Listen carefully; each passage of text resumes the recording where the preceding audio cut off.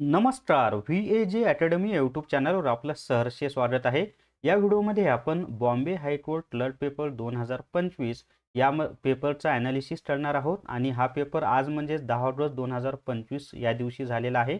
याच्यामध्ये Bombay high court clerk today's paper analysis असं आपण म्हणू शकतो. या व्हिडिओमध्ये मी 3 विषयांतील प्रश्नांची उत्तरं स्पष्टीकरण असं देणार आहे. त्यामध्ये कॉम्प्युटरचे 10 प्रश्न, जीकेचे 10 प्रश्न आणि मराठी व्याकरणाचे 10 प्रश्न अशा 30 प्रश्नांची उत्तरं आपण स्पष्टीकरणासह पाहणार आहोत. आता याच्यामध्ये ना आजच्या पेपरचं वैशिष्ट्य म्हणजे काय माहिती आहे का? पेपर होता बॉम्बे हायकोर्टचा. आत्तापर्यंत काय होतं की आत्तापर्यंत म्हणजे 2019, 20, 23, 24चे पेपर हे हायकोर्ट बॉम्बेनी काढलेले होते. परंतु आजचा पेपर हा TCS कंपनीनं काढलेला होता. पेपरचा पॅटर्न पाहिला की लगेच लक्षात येतं परीक्षा बॉम्बे हायकोर्ट क्लर्कची होती, परंतु पेपर TCSनं काढला होता. म्हणजे TCSकडे परीक्षेचं आयोजन त्यांनी दिलेलं होतं. आणि याच्यामध्ये मध्ये एकूण 90 प्रश्न विचारलेले होते.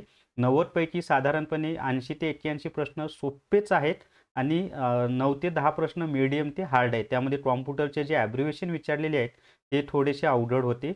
बाकी मग गणित बुद्धिमत्तेमध्ये 1-2 प्रश्न अवघड, बाकी सगळं सोपं विचारलेलं होतं. इंग्लिश मीडियम लेवलचं त्यांनी विचारलेलं होतं. मराठी जीके तर प्रचंड सोपं विचारलेलं होतं. गणित बुद्धिमत्तेचे प्रश्नसुद्धा मॅक्झिमम सोपेच विचारलेले आहेत. फक्त इश्यू काय झाला मुलांचा की उत्तरं येत होते, परंतु वेळ नाही पुरला म्हणून त्यांना पेपर पूर्णपणे कव्हर झालेला नाही. हा प्रॉब्लेम बऱ्याच विद्यार्थ्यांचा आहे, लक्षात असू द्या. तर आपण आता सुरुवात करूयात. पण जर तुम्हाला न्यायालय भरती ई-बुक विकत घ्यायचा असेल तर प्ले स्टोअरवरून विठ्ठल जोशी ॲप डाउनलोड करा आणि न्यायालय भरती ई-बुक विकत घ्या.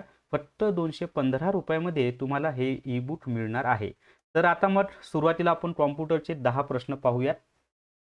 तर या ठिकाणी पहा 81 ते 90 हे जे 10 प्रश्न होते हे कॉम्प्युटरचे प्रश्न होते.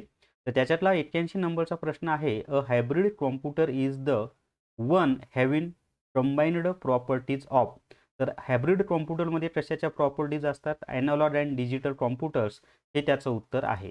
ॲनालॉग अँड डिजिटल कॉम्प्युटर्समध्ये हायब्रिड म्हणजे या दोन्हीच्या प्रॉपर्टी ह्या हायब्रिड कॉम्प्युटरमध्ये असतात. त्याच्या पुढचा 82 नंबरचा प्रश्न आहे, फादर ऑफ मॉडर्न कॉम्प्युटर. तर मॉडर्न कॉम्प्युटरचा फादर कोण आहे? तर चार्लस बॅबेज हे त्याचं उत्तर आहे. खूप परीक्षांना हा प्रश्न विचारला जातो, कॉम्प्युटरचा जनक कोण आहे म्हणून. The first computer language developed was. तर कॉम्प्युटरची पहिली भाषा म्हणजे विकसित झालेली कॉम्प्युटरची पहिली भाषा कोणती आहे? तर फोर्ट्रॉन हे त्याचं उत्तर आहे. डी हे त्याचं उत्तर येतं, फोर्ट्रॉन. त्याच्या पुढे VDU स्टँड फॉर.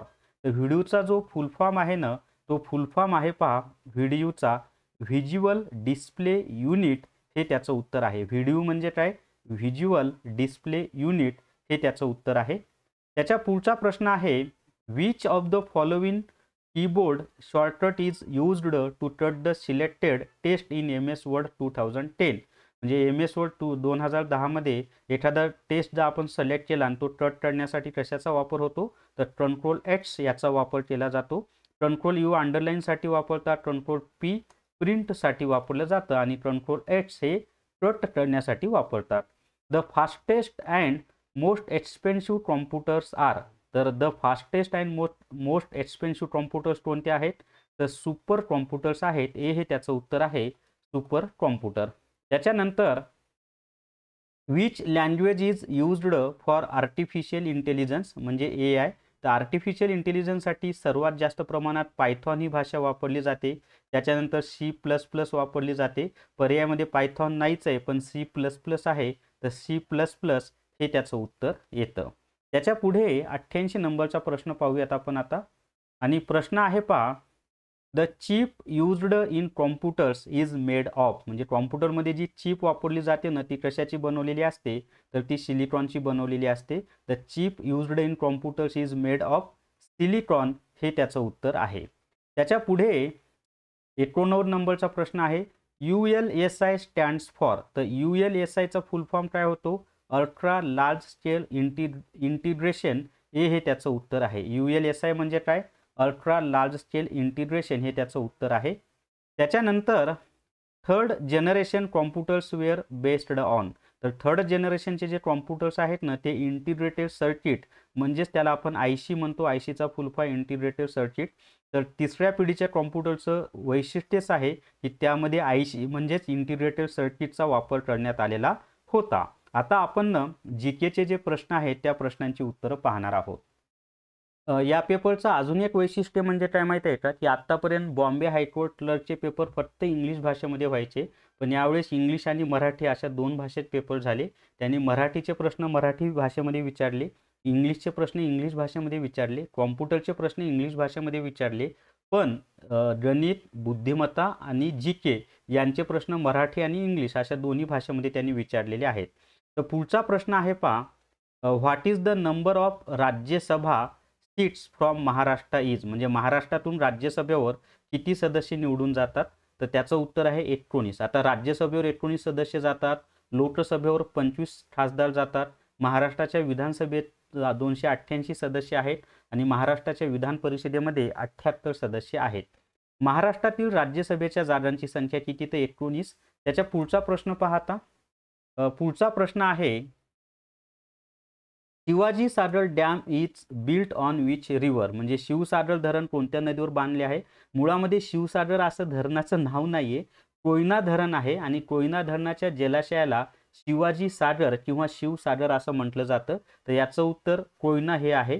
कोयना हे त्याचं उत्तर आहे, कारण कोयना धरणाच्या जलाशयाला शिवसागर म्हणतात. त्याच्या पुढे पाहता, which planet is non as red planet, म्हणजे कोणत्या ग्रहाला लाल ग्रह म्हणून ओळखले जाते? तर याचं उत्तर आहे मार्स किंवा मंगळ. हा जो ग्रह आहे त्यालाच आपण लाल ग्रह असं म्हणतो, तर मंगळ हे त्याचं उत्तर आहे. त्याच्यानंतर चेर्नोबल, म्हणजे in which country is the Chernobyl nuclear planet located, Chernobyl अणुऊर्जा प्रकल्प कोणत्या देशात आहे? प्लांट आहे, प्लॅनेट नाही, प्लांट.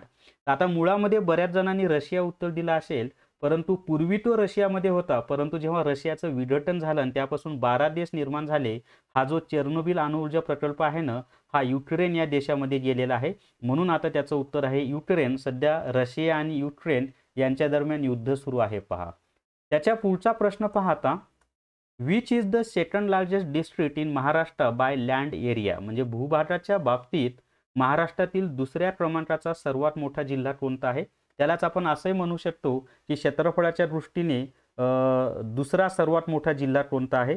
तर महाराष्ट्रामध्ये ना क्षेत्रफळाच्या दृष्टीने दुसरा सर्वात मोठा जिल्हा हा पुणे आहे. क्षेत्रफळाच्या दृष्टीने महाराष्ट्रातील सर्वात मोठा जिल्हा कोणता आहे? तर तो आहे अहिल्यानगर. अगोदरचं नाव अहमदनगर, आत्ताचं नाव अहिल्यानगर, परंतु आत्ता काय उत्तर, म्हणजे आत्ताचं नाव अहिल्यानगर आहे. आणि क्षेत्रफळाच्या दृष्टीने महाराष्ट्रातील दुसऱ्या क्रमांकाचा मोठा जिल्हा कोणता आहे? दुसऱ्या क्रमांकाचा, त्याचं उत्तर आहे पुणे. पहिला क्रमांक अहिल्यानगर, दुसरा क्रमांक पुणे. त्याच्या पुढचा प्रश्न आहे पहा, which city in Maharashtra is also non as the tiger capital of India, म्हणजे महाराष्ट्रातील कोणते शहर टायगर कॅपिटल ऑफ इंडिया म्हणजेच वाघ राजधानी म्हणून ओळखले जाते? तर महाराष्ट्रामधील जे नागपूर हे शहर आहे ना, तेच टायगर कॅपिटल ऑफ इंडिया म्हणून ओळखलं जातं. नागपूर ही महाराष्ट्राची उपराजधानी सुद्धा आहे आणि तिलाच आपण टायगर सिटी ऑफ इंडिया असं सुद्धा म्हणतो. Who was recently awarded with Maharashtra Bhushan award in 2024, म्हणजे 2024चा जो महाराष्ट्र भूषण पुरस्कार आहे तो कोणाला मिळालेला आहे असा तो मराठीतला प्रश्न आहे. पहा इथं दिलेला आहे प्रश्न, 2024 मध्ये महाराष्ट्र भूषण पुरस्कार कोणाला प्रदान करण्यात आला? तर त्याचं उत्तर आहे राम सुतार. आता हे जे राम सुतार आहेत ना, हे शिल्पकार आहेत, म्हणजेच मूर्तिकार, मोठमोठ्या मूर्ती बनवण्याचं काम राम सुतार करत असतात. तर 2024चा राम सुतार यांना मिळालेला आहे. खालीलपैकी कोणत्या किल्ल्यास युनेस्कोने, म्हणजे which of the following fort is not recognised as world heritage site by UNESCO, म्हणजे खालीलपैकी कोणत्या किल्ल्यास युनेस्कोने जागतिक वारसा स्थळ म्हणून मान्यता दिलेली नाही? तर या ठिकाणी पहा, 2025 मध्ये महाराष्ट्रातील 11 किल्ले आणि तमिळनाडूमधील 1 किल्ला अशा 12 किल्ल्यांना जागतिक वारसा स्थळ म्हणून युनेस्कोने मान्यता दिलेली आहे. त्यामध्ये साल्हेर या किल्ल्याला दिली, लोहगडला दिली, शिवनेरीला दिली, पण पुरंदरला दिलेली नाही, हे लक्षात ठेवा. तर याच्यामध्ये पुरंदर, लोहगड आणि शिवनेरी हे तिन्ही किल्ले पुणे जिल्ह्यामध्ये आहेत. शिवनेरी किल्ल्यावर छत्रपती शिवाजी महाराजांचा जन्म झाला. तिथल्या शिवाई या देवीच्या नावावरूनच त्यांचं नाव शिवाजी असं ठेवण्यात आलेलं आहे. पुरंदर हा किल्ला पुणे जिल्ह्यातच आहे आणि या ठिकाणी धर्मवीर छत्रपती संभाजी महाराज यांचा जन्म पुरंदर किल्ल्यावर झालेला आहे आणि छत्रपती शिवाजी महाराजांचा जन्म शिवनेरी किल्ल्यावर झालेला आहे. त्याच्यानंतर हा जो साल्हेर किल्ला आहे ना, हा नाशिक जिल्ह्यामध्ये आहे आणि महाराष्ट्रातील सर्वात उंच किल्ला साल्हेरच आहे. आणि महाराष्ट्रामध्ये जे तळसांचा विचार केला तर महाराष्ट्रात सर्वात उंच शिखर हे आपलं कळस हे कळसुबाई आहे आणि दुसऱ्या क्रमांकाचं उंच शिखर हे साल्हेर आहे आणि हे नाशिक जिल्ह्यामध्ये आहे, हे लक्षात असू द्या. चला त्याच्या पुढचा प्रश्न पाहूयात. पुढचा प्रश्न आहे इन विच इयर वाज the Elephanta caves designated as a UNESCO world heritage site. म्हणजे एलिफंटा लेण्यांना युनेस्कोच्या जागतिक वारसा स्थळाचा दर्जा कोणत्या वर्षी देण्यात आला? तर त्याचं उत्तर आहे 1987. ब हे त्याचं उत्तर आहे 1987 या वर्षी त्याला दर्जा दिलेला आहे. आता एलिफंटा ज्या लेण्या आहेत ना त्या कुठे आहेत माहिती आहे का? तर रायगड जिल्ह्यामध्ये आहेत. मुंबईच्या जवळ आहेत पण रायगड जिल्ह्यामध्ये आहेत. Which country has the highest life expectancy. म्हणजे कोणत्या देशात सर्वाधिक आयुर्मान आहे? तर 2025 मध्येच हा सर्वाधिक आयुर्मानाचा इंडेक्स प्रसिद्ध झालेला आहे. तर हाँगकाँग या देशामध्ये सर्वाधिक आयुर्मान आहे. नंबर 2 जपानचा लागतो, नंबर 1 हाँगकाँगचा आहे. आता आपण मराठी व्याकरणाचे 10 प्रश्न पाहूयात. तर मराठी व्याकरणामध्ये पहा, खालीलपैकी शुद्ध शब्द ओळखा. त्याच्यामध्ये अंतरात्मा हा जो आहे ना हा शुद्ध शब्द आहे. अंतरात्मा हा काय आहे? शुद्ध शब्द आहे. त्याच्यानंतरचा प्रश्न आहे पहा, खालील शब्दातील अचूक शब्द निवडा. तर दिलेल्या पर्यायानुसार परिस्थिती हा जो शब्द आहे ना हा अचूक शब्द आहे. म्हणजे परत एकदा आपल्याला शुद्ध शब्दच ओळखायचा होता. शुद्ध शब्दालाच त्यांनी अचूक शब्द असं म्हटलेलं आहे. खालीलपैकी कवी सौमित्र म्हणून कोणास ओळखले जाते?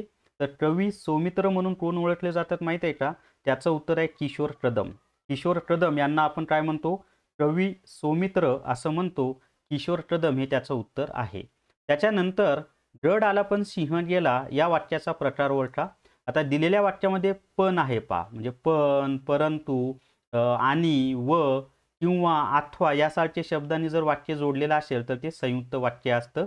संयुक्त वाक्य हे त्याचं उत्तर आहे. गड आला पण सिंह गेला, खूप प्रसिद्ध असं ते वाक्य आहे पहा. त्याच्या पुढचा प्रश्न आहे सोवळे या शब्दाच्या जोडीने येणारा शब्द ओळखा. तर सोवळे या शब्दाच्या जोडीने कोणता शब्द येतो? तो ओवळे हा शब्द येतो. सोवळे, ओवळे असं म्हटलं जातं ते. आणि गावाकडे सवळं वळं म्हणजे ब्राह्मण घरामध्ये जास्त हा शब्द वापरला जातो. त्याच्या पुढचा प्रश्न असा आहे की हात टेकणे म्हणजे काय? तर हात टेकणे म्हणजे काय? आपण बऱ्याच वेळेला म्हणतो ना, मी तर आता हात टेकले बुवा. म्हणजे नाईलाजामुळे माघार घेणे हे त्याचं उत्तर आहे. हात टेकणे म्हणजे काय? नाईलाजामुळे माघार घेणे हे त्याचं उत्तर आहे. त्याच्यानंतर सज्जन या शब्दातील संधी प्रकार ओळखा. तर सज्जनची संधी काय माहिती आहे का? व्यंजन संधी हे त्याचं उत्तर आहे. सज्जन हे कोणत्या संधीचं उदाहरण आहे? तर व्यंजन संधीचं उदाहरण आहे. मुक्ताफळे उधळणे या वाक्प्रचाराचा अर्थ ओळखा. तर मुक्ताफळे उधळणे म्हणजे मूर्खासारखे बोलणे हे त्याचं उत्तर आहे. मुक्ताफळे उधळणे म्हणजे काय? मूर्खासारखे बोलणे. तो मोठ्याने गातो या वाक्यातील क्रियाविशेषण ओळखा. त्याच्यामध्ये मोठ्याने हे क्रियाविशेषण आहे. म्हणजे वाक्यातील क्रियापदाविषयी किंवा क्रियेविषयी माहिती देणारा जो शब्द असतो त्यालाच आपण काय म्हणतो? क्रियाविशेषण असं म्हणतो. त्याच्यामध्ये तो हे सर्वनाम आहे, गातो हे क्रियापद आहे आणि मोठ्याने हे काय आहे? क्रियाविशेषण आहे. खालीलपैकी हे विशेष नाम नाही. त्याच्यामध्ये कुसुम हे विशेष नाम आहे, लता हे विशेष नाम आहे, रजनी हे विशेष नाम आहे, परंतु नदी हे विशेष नाम नाही. नदी हे सामान्य नाम आहे. सामान्य नाम हे जातीवाचक असतं आणि विशेष नाम हे काय असतं? व्यक्तिवाचक असतं. त्याच्यामध्ये विशेष नाम कोणतं आहे? कुसुम, लता, रजनी हे विशेष नाम आहेत आणि नदी हे सामान्य नाम आहे. तर विशेष नाम कोणतं नाही? तर नदी हे विशेष नाम नाही. तर या व्हिडिओमध्ये आपण 3 विषयांचे 30 प्रश्न पाहिलेले आहेत पहा मित्रांनो. जर तुम्हाला न्यायालय भरती ई बुक विकत घ्यायचा असेल तर प्ले स्टोअरवरून विठ्ठल जोशी ॲप डाउनलोड करा आणि न्यायालय भरती ई बुक विकत घ्या. तर या व्हिडिओमध्ये एवढीच माहिती. या व्हिडिओला सर्वांनी लाईक करा, शेअर करा आणि VAJ अकॅडमी हे जे आपलं यूट्यूब चॅनल आहे ते सबस्क्राईब करा. थांबूयात. धन्यवाद.